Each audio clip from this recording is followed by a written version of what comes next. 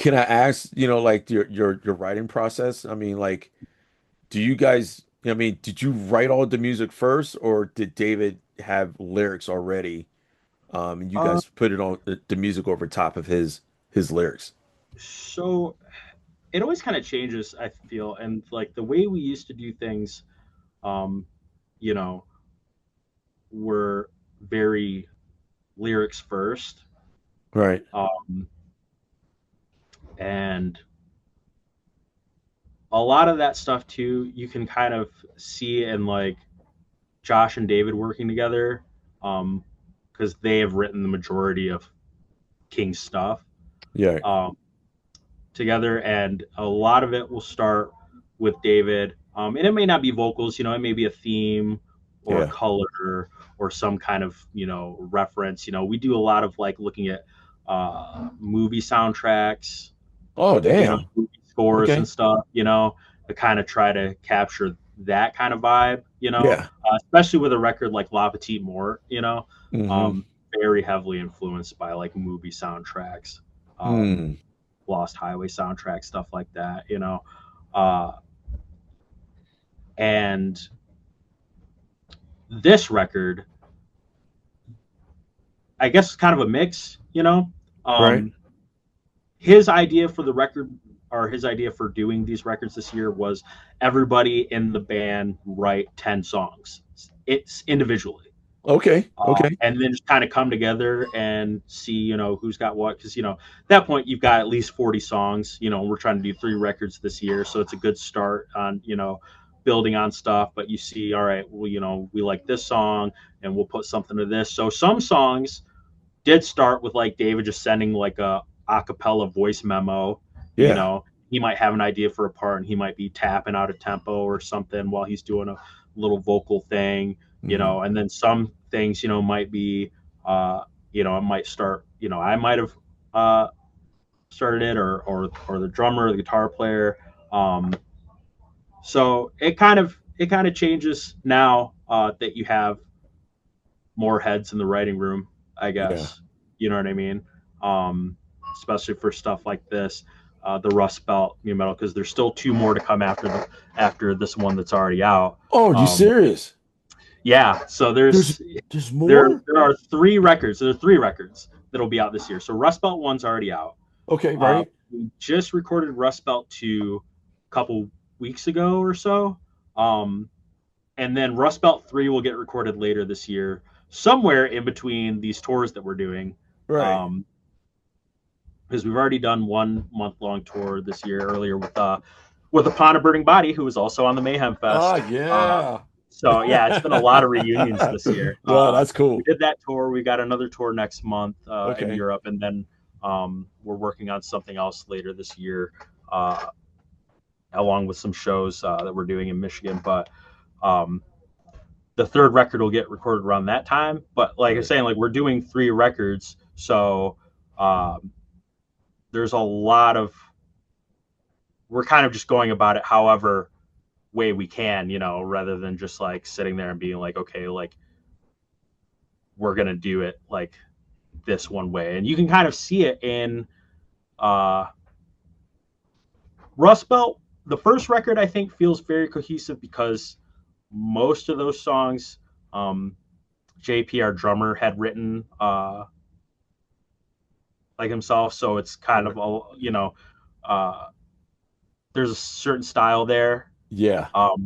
and you can hear like that going into like this second record. Okay. Um, but I think the second record it's really diverse in Mm. sound Right. because there is like the heavy stuff, but there's some lighter stuff, and there's some grungy stuff in the middle there. That Okay. so here's what happened Okay. actually. All right. All right. Uh, I'm we interested, were man. writing. I'll tell you how this writing process was going. Okay. We were writing the story, or writing the uh, sorry, we were writing the record on tour, um, on this last tour we did with Upon a Burning Body, Okay. because we had just recorded Rust Belt one like before we left. I believe I can't remember the timeline really, but uh, we did Rust Belt. We were doing the tour. We've got to do Rust Belt 2 when we get home. So we're writing on the road. And,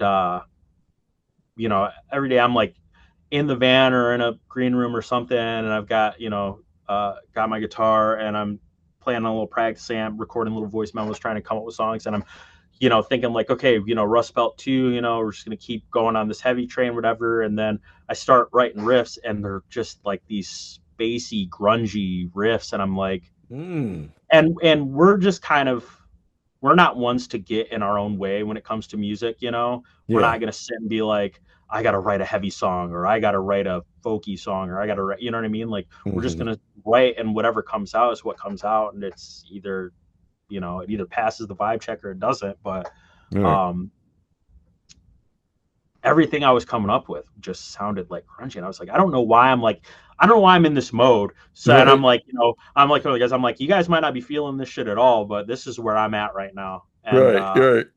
And, and then come to find out, David's been driving the van at night and blasting Alice in Chains and Stone Temple Pilots while I'm sleeping in the back with my head like right next to a speaker. Right. So I'm just getting like this subliminal drilling of like 90s grunge just deep into my brain. Dude, there's nothing wrong with that. Yeah. And I'm like, I cannot for the life of me figure out why I keep writing like these grungy riffs. So, but we were all on the same page with it. So that's cool, and Bryce, our guitar player now, he was on with it too. So some of this record, a little grungy, and I think